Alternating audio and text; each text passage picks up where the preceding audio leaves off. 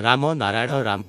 आजिकाली समयरे आवश्यकता हेउछि आत्मचिंतन करिबा, आपणंकर अंतमनकु सुनिबा, आपणंकर विवेकु स्वीकार करिबा। जीवन रे केही किछि कार्य करूछंती, आपणंकर विवेक सदापि आपणंकु सही दिशा निर्देश देइथाए। सेहीपरि सदापि आपणंकर विवेकु सुनिबे, आपणंकर अंतमनकु सुनंतु। आजिर परिवेश रे प्रत्येक व्यक्ति शांति और सुखर खोजरे अछि। एहा पई आमे दर दर घुरुछु, किंतु आमे एहा भूलुछु जे एही सुख और सांत्वना तो आपणंकर भितरे अछि। केवल आपणंकु आपणंक राम नारायण राम नाम सहित जोड़िबा आवश्यक। तेणु आपण देखिबे जे किपरि आपणंकर जीवन रे सुखर अनुभूति आसीबो। राम नारायण राम रे संपूर्ण ब्रह्मांड निहित अछि। एही नाम आपणंकर संपूर्ण जीवन को परिवर्तित करि देइथाए। आमर मानसिकतारु समस्त भय और आतंक निकाली दिए एवं सुख और समृद्धिर अनुभूति आरंभ हुए।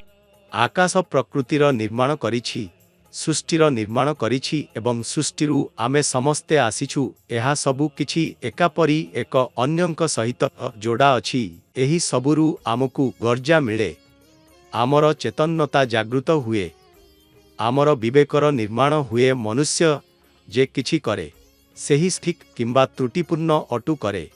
एहा आमर विवेक आमकु कुहे। आमर मनरे विवेक बसिथिबा आमर आत्मा अटु, जहा आमकु समस्त किछि कहे। जेतेबेले आमे त्रुटि किछि करे, तेबे आमर विवेक आमकु सचेतन करि दिए जे एहा त्रुटिकारी एवं एहा करिबा उचित नुहे। एही पृथ्वी रे मनुष्य कहिथिबा समस्त किछि आमे अंतरिक्ष, आकाश और प्रकृति रु पाइछु। आमर किछि नाही।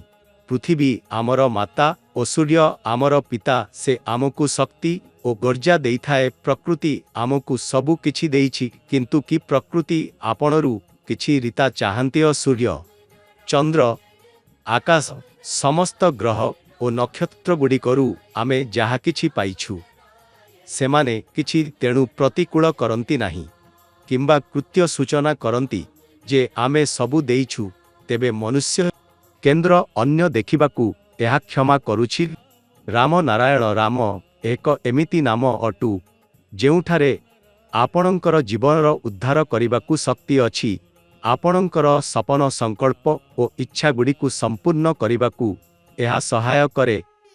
आपणंकू आपणंकर अंतरात्मा सहित संपर्क शेष करा जाइछि।